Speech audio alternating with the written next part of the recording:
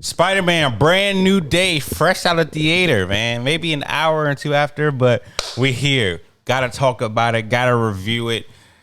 I love that we're doing these, man. Great movie stuff. I like reviewing movies with you. I love movies. And we're going to the movies. Yes, like, it's just fire. I missed that. It's fire, man. Yeah.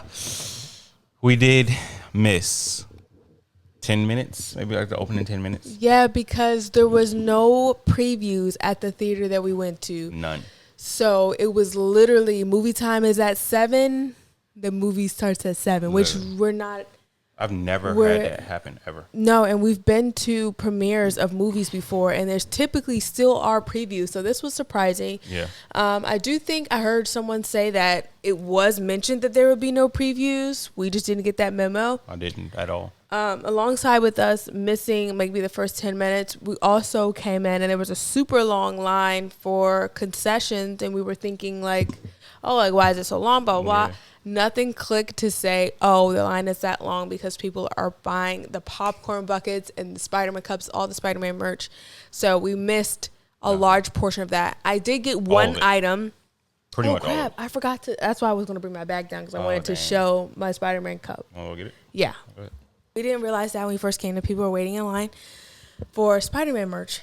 Because we came, like I said, we came a little late. We got freaking Sweet Frog beforehand. Yeah, that was brought that into the theater. Otherwise, we would have went.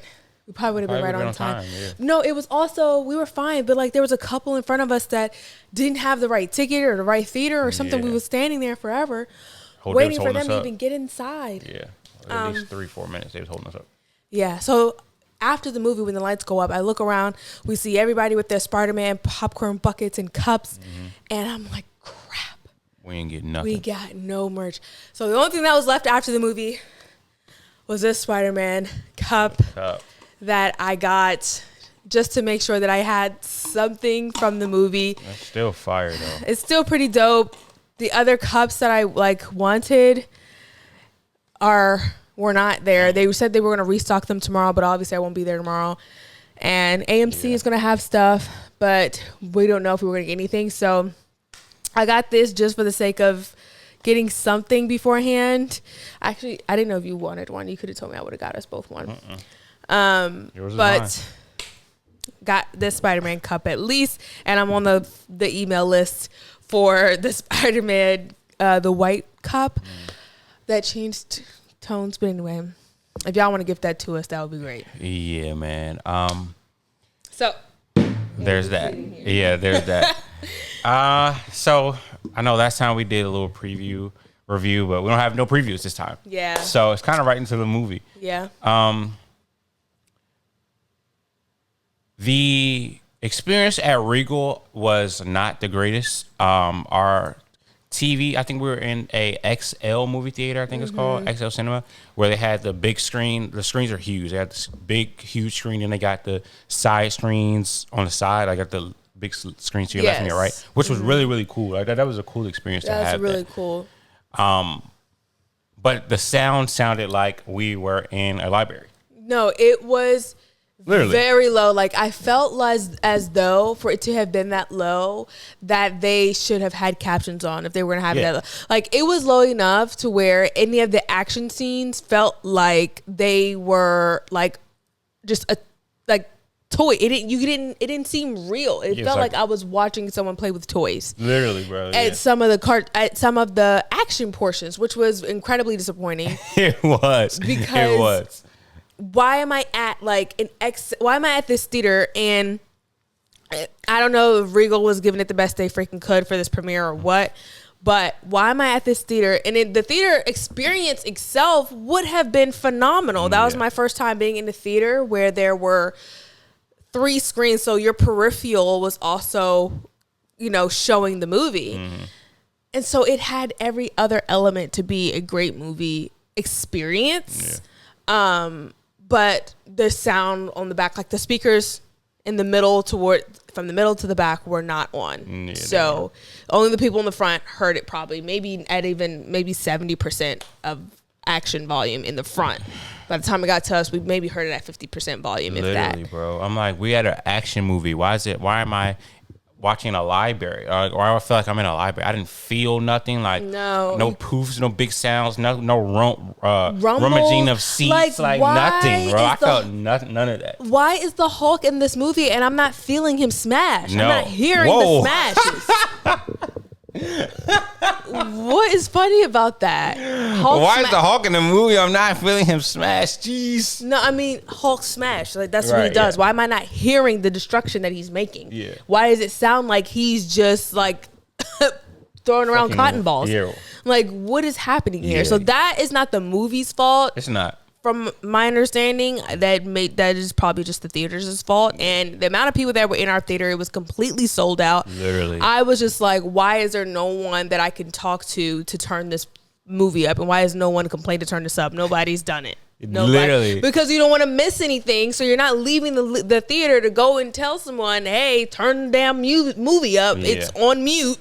To the point where we could hear people opening cups like that are not next to us. Like yes, they're just somewhere away from us in the theater. We can hear them opening their cups, rummaging through their popcorn, having little side conversations. Like we could hear everything because it was so loud, like low. Yes. And at some point you do lock into the movie because the movie itself was great. Yeah. So you do lock in. At some point your brain automatically turns certain things out. Yeah. But that experience is for that portion of the review is for Regal Cinemas in Kingstown alone. That was horrible. I wish I could get my money back. Yeah.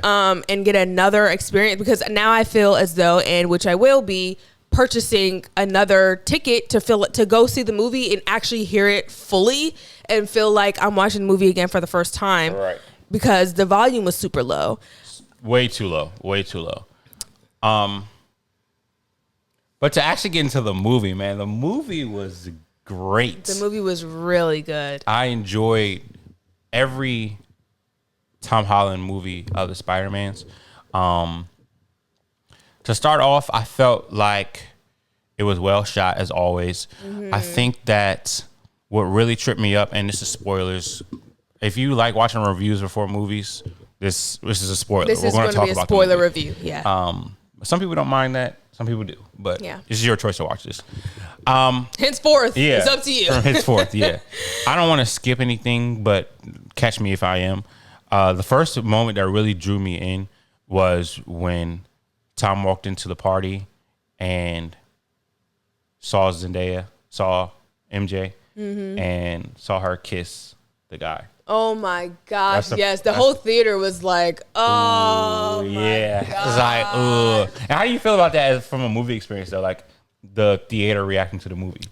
Personally, I like it. I like the reactions because I feel like if I was to go see this movie alone, right?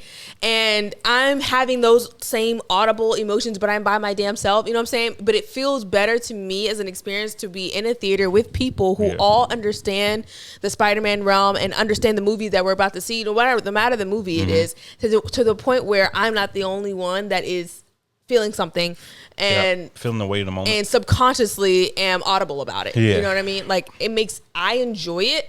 What I don't enjoy is when people are talking just for no damn reason at all. Like you're just like, it gets to a point when it's obnoxious. Like everyone's reaction, oh my gosh, like fuck this guy. Or like, you know what I mean? Everyone's reaction to say, forget this person. And that I feel in my soul. But the random person that randomly asks at a random point in the movie, hey, is this movie good? Yeah, I can't believe that seriously happened to us, bro. That really, really happened to us. That's never happened to me in all my years of going to the movies. I've never audibly witnessed someone yell out, hey, is the movie good? Yeah, and it wasn't, honestly, the problem with that is they didn't even yell it. The problem is the movie wasn't loud enough. Yeah, so we heard it. So we just heard it. Yeah, so crazy. I mean, it was ridiculous. But anyway, I enjoyed that. How do you feel about it? Yeah, that was my first. Like people being like in the theater, like audible or like reacting to movies. Yeah. I don't mind that at all. I like that experience. It's a collective, like experience to watch when amongst people. So reacting normally or naturally is completely fine. But yeah, to get to the movie, that was the first part that really grabbed me. With him seeing Zendaya and us making that connection again of he has really lost his friends. You don't have his friends no more. I think for me, the first one that got me was when he saw Ned when he was in the liquor store. Just like picking stuff up, and he's just watching him. He's like literally a fly on the wall, just accidentally watching his former best friend, live his life, and it be completely different to what he like what he's used to of being in, and he's just watching it from afar. I think that was the first thing that struck me when seeing Ned, and I'm like, oh my God, it's Ned. Yeah. And then seeing Zendaya in a different style than we've typically seen MJ. She seemed like a little bit more edgy, a little bit more goth-esque, but not really. Yeah, from the outfit and stuff that she was wearing.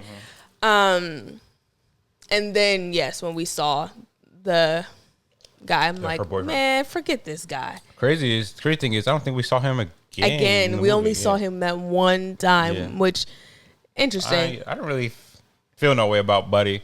Besides forget him, but we really didn't see him again in the movie. He didn't have no other time in the movie, which I feel like is kind of weird. Like, if you're gonna have her kiss this man on screen, why is he just in that one scene? Yeah, but I guess that one scene is what they would call the inciting incident that entices everything else to happen, that starts his hormones in his body changing and everything like that. So I think that is supposed to be the one moment that brings you in, because it's literally written as the inciting incident. Him watching her actually see that she's moving on with her life and it impacting him emotionally. He woke up in a freaking cocoon after that. I was like, whoa, that was pretty cool. Like, that was some real spider stuff. Yeah, facts. That was pretty cool. Then seeing the transition, like you said, to like his hormones changing and stuff, that was really interesting, because I thought that would be like them. It seemed like they were like hinting at Venom a little bit, but not really going into Venom. Yeah. I thought he was gonna go. Like, I was like, oh shoot, is Venom showing up in this movie? Yeah, but I mean, I don't know what that was really. Did it was that Venom when he was like his eyes turned black? Like, I don't know. I really don't know. I don't know. And I don't know if it's because we don't know because of the comics, or because we're not plugged in. We don't know what that is actually. And if we are, take it easy on us. Sorry, we don't know. Yeah. But I don't know. But they tried to make it seem like it was just him going through something like his emotions was spiking a hormonal change in his body. Like he was going through freaking spider puberty or something. Yeah. So I don't know about that. Yeah. That was a cool storyline throughout the movie. And seeing the way that affected his powers was actually pretty cool. And I loved how MJ was the one to say hey, this is some pretty intense stuff. Somebody that would need that is like a monster. Right. I don't think you're a monster. Mm-hmm. Yeah. That was real cool. Seeing my girl Max. Oh, Max. She'll forever be Max to me. She did such a great job. She did. I kind of, I think I follow her or Tom Holland 1 or 2, and she had a little presser or a commercial saying I'm in the movie, but you don't know who I am type thing. I saw that she was in the a lot of the pre-press tour stuff, but didn't want to know what her role was going to be. But I think they picked a really good role for her. Yeah, she did a great job. Yeah. I don't know seeing how the story progressed, I don't know if she will have a real role in the next movie, but I think she did an amazing job in her role. Mm-hmm. Of who was it? Jean Grey. Yeah, Jean Grey. Pretty cool. And at first, I just want to put this out there. We are not die hard. We're not all into the mix. We don't know every single piece of the puzzle. Yeah. But we do really love Spider-Man movies, Avengers, all that. At least I've been watching it all of my life. Yeah. All of my life. MCU, DC, everything. Mm-hmm. But I'm not in the mix, if that makes sense. Deep in it. Yeah. So with that said, I didn't know who Jean Grey was at first. Oh, we didn't. So we did some research after the fact, and finding out that she is the founding member of the X-Men is extremely cool to find that out. And in retrospect, think about the power that she has and all that. I would love to see that story develop further. Like, unless I have to like just go back to the X-Men movies and watch those again because I watched those years ago, like with my father, and I don't remember any of them. That's how it is for me too. Yeah. So, but anyways, her appearance in the film was so surprising in terms of like what role she was going to play, and I think she did a fantastic job. She definitely did. Yeah, she did. I think I'm not too mad at the ending per se, but I thought that we would get some type of resolution to. Oh wait, you can't get to the ending yet. We're still like mid part of the movies. You know what I mean? What else you got? So the next part that really drew me was freaking him going to go get MJ, save her, get her to come with him because Jean's character, Jean Grey, was hopping or whatever and trying to get to her and was going to use her against him, MJ. And then he has her on the rooftop and makes us in the whole freaking theater think that she still remembers something and pulls, the iconic lift up the mask halfway kiss happens. And then we're thinking, and she's like, oh, it's Peter. And we're thinking, oh my God, like, they're back. But then at the same time, me and my sister was like, we can't believe this. This is not going to be real. And then boom, it indeed was not real.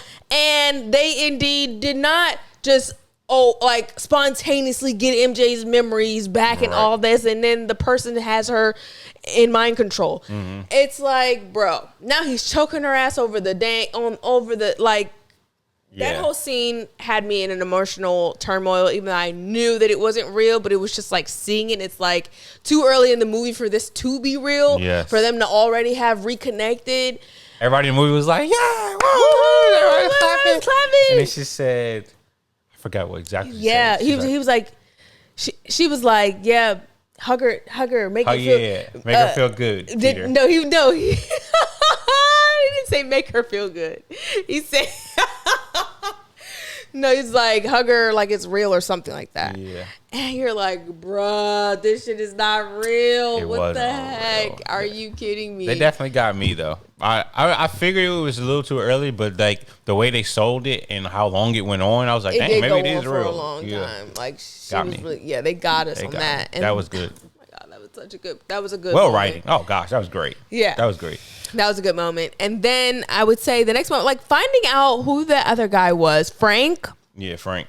Frank's character I thought was pretty interesting. I liked the banter between him and Frank, between Spider-Man and Frank. I thought the banter was really good. I really did like Frank's character. It seems like there was a lot of depth there that they didn't fully let us in on. I wonder if he sticks around for further films. I'm not sure what he belongs to. So if you guys, like if he belongs to any other parts of the MCU at all, but if you guys know that, please let us know in the comments. Get us hip, help us to understand where he may fall into things. But I did like the depth of his character in the long run.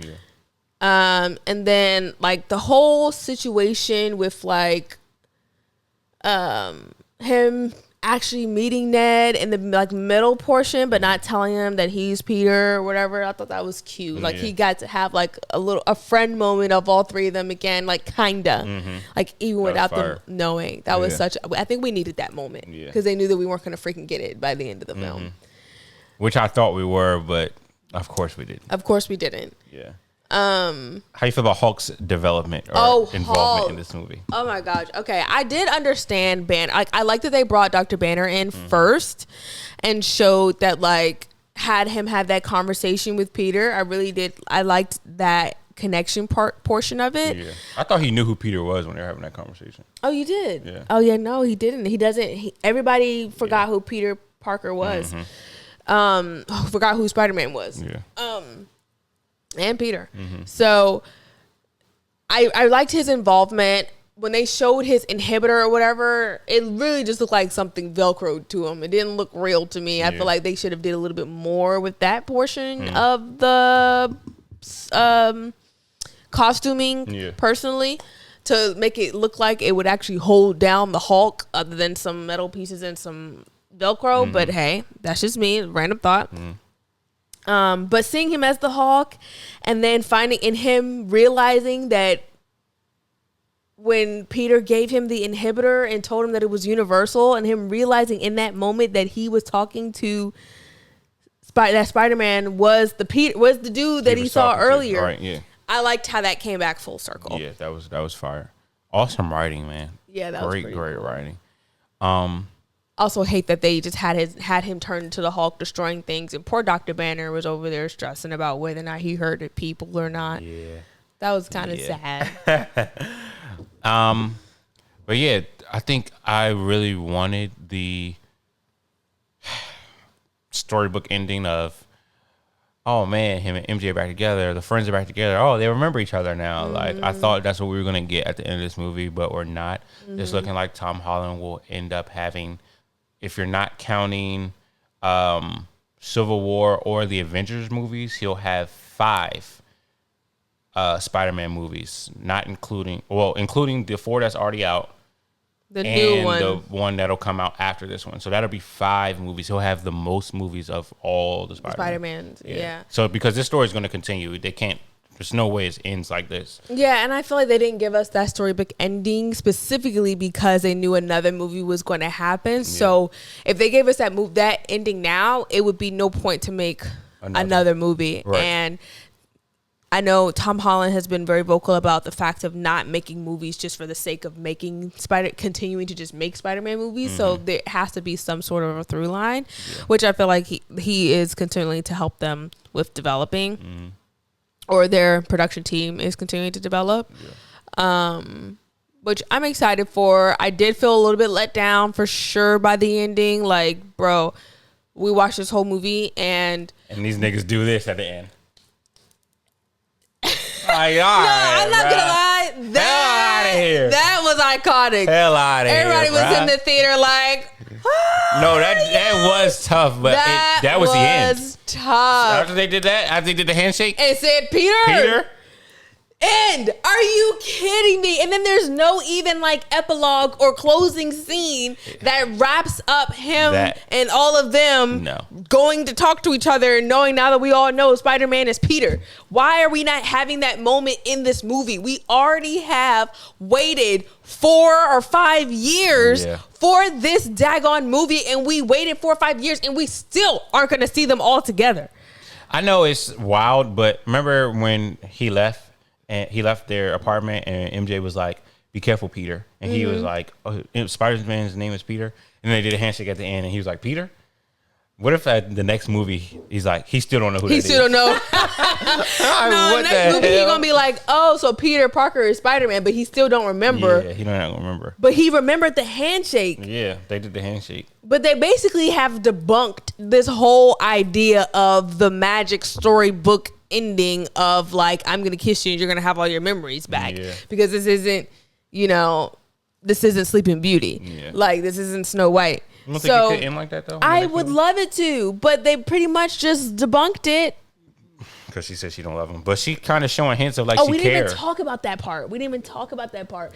How we not talk about the part where he comes back from saving the freaking world, basically, or no, from putting the girl in the Jean, getting her caught up or whatever. And MJ has read the freaking letter. Everybody in the theater was like, mind you, I knew this was going to happen since the moment he put the paper down. I just knew it 100%. And she's like, I think I deserve to talk to Peter Parker and have him take off his mask. Boy, that was a tough scene. That was tough. That was a tough scene. And she's like, and I knew it was coming because you could tell, because when you start formulating the word, they wrote it so that the words would sound like she's literally distancing herself from that person. She sees that person that he fell in love with as a completely different person than who she is. And which is fair because she's continued to live her life at this point. And it's like, dang, and when you think about it, it's like, dang, that letter would have never been able to do anything because it has completely, whatever you did really worked. Like she said, it removed all thoughts of him. And he poured his heart out to her too. Dan, he said, Oh "I love my you." God. At the end of that, he finally said, "I love you." Because she said, don't say it. Say it to me when you tell me who you are. And he said it. And she was like, damn, I understand why you would love her, but I don't love you. I don't know you. You're a stranger. That's rough. That is a rough rough. watch. So I could see the next movie being them finding making new memories, finding their way back to love. It's like he has to start completely over and everything. Like, okay, cool. Mind you, my eyes are barely open, guys. I'm super tired. It's 11:30, but it's all for the game. It's 11:40. I gotta go to work in the morning. Yeah. Just to wrap it up, though, we got to do our review or our rating. What do you rate it out of 10? We think we gave Odyssey a strong. I think we gave it a strong 7 or 8. 7.8 or something like that. Man, I feel like we're gonna have to stay tuned for my actual rating.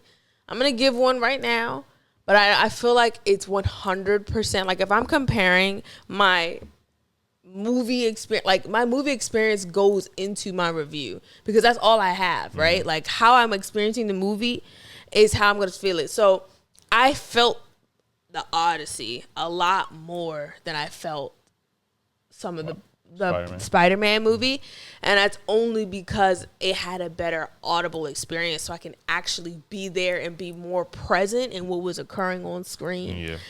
So that unfortunately messed up some of my rating for the movie. If I'm looking at the two side by side, but when I go see this movie again, I'm sure it'll go up.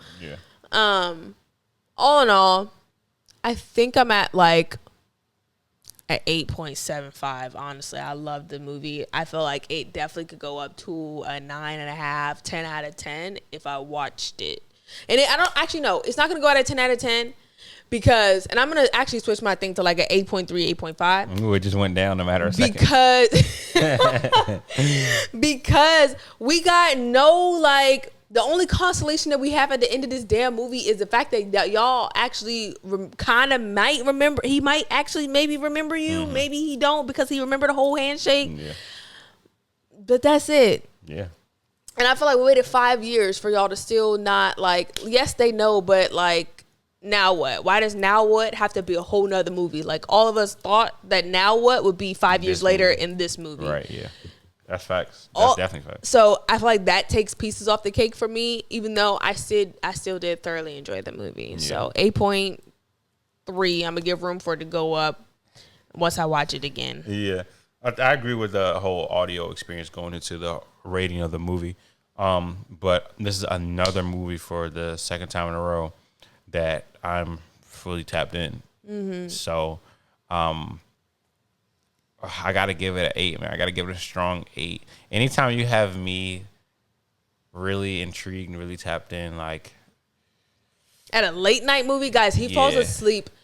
He falls asleep on 80 to 90% of the things that we watch. I'm not gonna lie. It doesn't even matter what time of day it is.